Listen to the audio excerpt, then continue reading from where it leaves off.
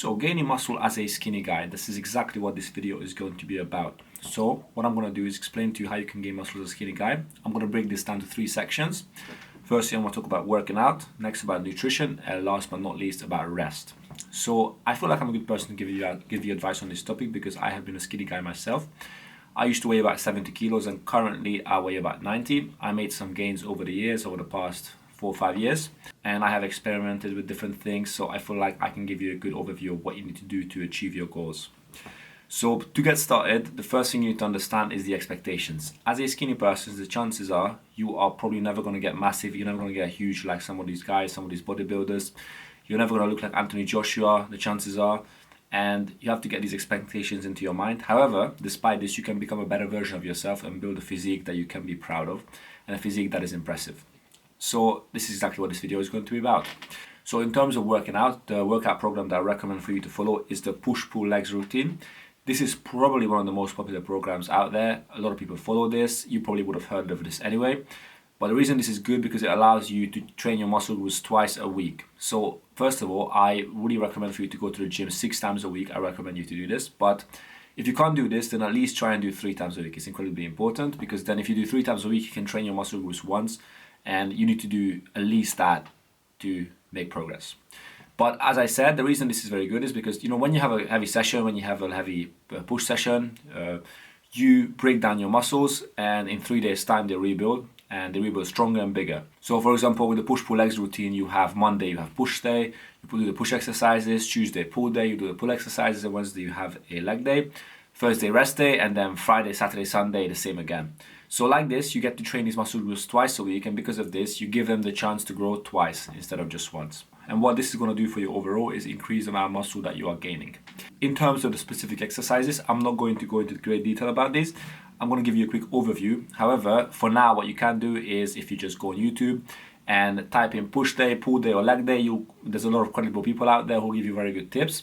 What I'm going to do in the future is probably make videos about how to go through a pull day, push day, and leg day, kind of exercises to do, how to progressively overload, and things like that. But generally speaking, when you're following this workout program, what I recommend for you to do is focus on the compound exercises. So the compound exercises essentially are the exercises where you train more than one muscle group at the same time. So for example, if you have bench press, squats, deadlifts, and things like that. So to give an example, bench press obviously focuses mostly on the chest. However, it also does a little bit of your shoulders and some triceps also.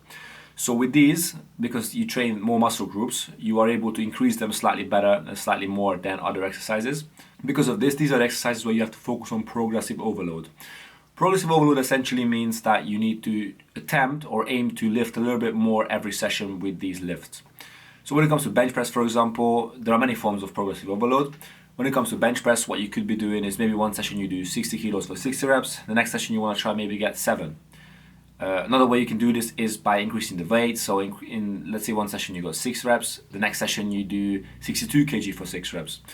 Another way, which is an underrated way, is to improve your form. So let's say one session you get 6 reps, however next session you get 6 reps again, but now with more controlled form. This again means that you've gotten stronger, and when you are doing this and when you're attempting to get stronger each session, you are probably going to be getting results and probably making gains. Obviously, the more advanced you get into the gym, the harder it is going to become for you to increase your lift every session. It's not really realistic for you to add in every rep every session. However, if you go into each session with the mentality that you're going to get stronger and you attempt to lift a little bit more weight, then overall you are going to be seeing results and you are going to be getting stronger, which is the most important thing. In terms of the specific rep ranges, I feel like people get caught up too much within the numbers. They do say to get between 8 to 12 reps on each exercise. However, it doesn't really matter if sometimes you get 6 or 7, if you get 12 to 15. I mean, the most important thing is for you to progressively overload and get stronger and try and get stronger each session. But obviously try and get between 8 to 12, but don't really get caught up in the numbers too much. If you didn't get that much, then it's not the end of the world. It's not the most important thing out there. So the second point is nutrition. This is also pretty simple. Obviously, as a skinny guy, what you need to do is you need to eat more food to bulk up and to get bigger. Now, the one way to get started at this is you find these online calculators where all you need to do is you type in your height, your weight, and your age, and it gives you roughly how many calories you need to consume to maintain your body weight. Now, from this onwards, you add in maybe extra 300-500 calories, and that's your starting calorie point, which that's the amount of calories that you need to eat to get started and to start gaining weight.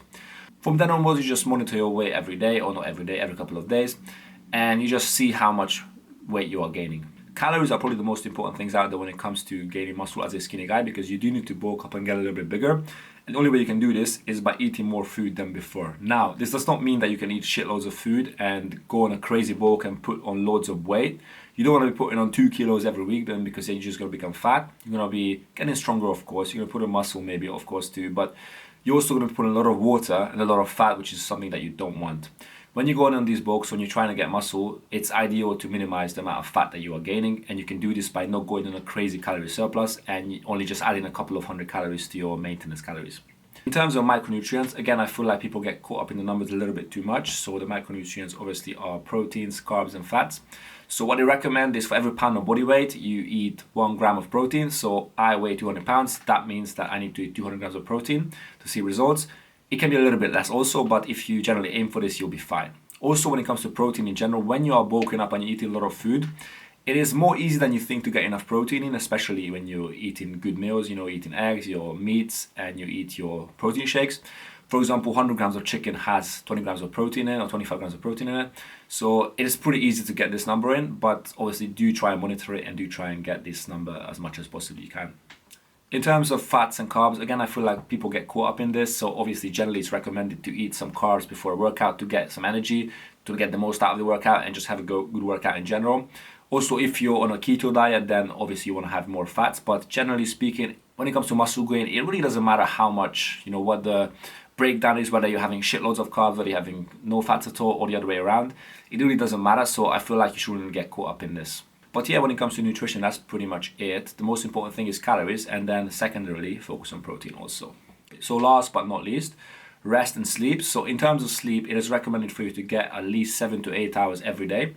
I know this can be very difficult, but getting good sleep is very important. It increases your testosterone, it makes you feel better during the day, makes your workouts better, and just generally improves your quality of life. However, I completely understand that this is probably the one point where it can be very difficult to do, especially if you live a busy life. These days we have very busy lives, we have jobs, we have friends to see, we have things to do on the side, so I completely understand if you don't get enough sleep. However, do try and get as much as you possibly can, because it's incredibly important. If you struggle with sleep, then do try and address this. I have problems with this, struggling with sleep, but as much as possibly can, please try and address this, because this has effects on your results also. The better your sleep is, the better you're going to perform in the gym, the more gains you're going to make eventually. So this is it. This is what you need to do as a skinny guy to get muscle and get bigger. Now, you may be thinking that you don't want to go to the gym 6 times a week, you don't have time for it, you can't eat that much food, but the reality of this is that you have to put in the work. There are no shortcuts in this. Maybe before this video you're thinking it's going to be easy. It's not going to be easy. I mean, if everyone had a six-pack and everyone had loads of muscle, it wouldn't be impressive. Because of this, you do have to put in the work. So to summarize, this is what you need to do in terms of working out. You need to go to the gym at least 3 times a week, but preferably 6. Follow the push-pull legs routine. Try and get stronger each session. Try and lift heavy weights. When it comes to nutrition, try and eat enough calories, eat enough protein. Try and gain some weight gradually. Monitor your progress, monitor your lifts, monitor your weight, and all of these things. And apart from this, try and get enough sleep on the side to maximize these results. So if you break it down this way, it's really not that difficult. The most difficult thing about this, I guess, is the consistency.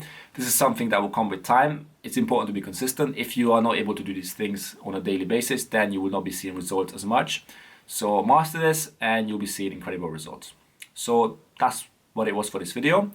Thank you for watching. If you enjoy content to do with self-improvement, I talk about topics to do with sports, for example, like boxing, working out, go to the gym a lot, just fitness tips, traveling for self-improvement, and general self-improvement, like becoming a better version of yourself. If you enjoyed those kind of topics, then maybe consider subscribing to the YouTube channel. If you enjoyed this video and found it useful, then share it and give it a like.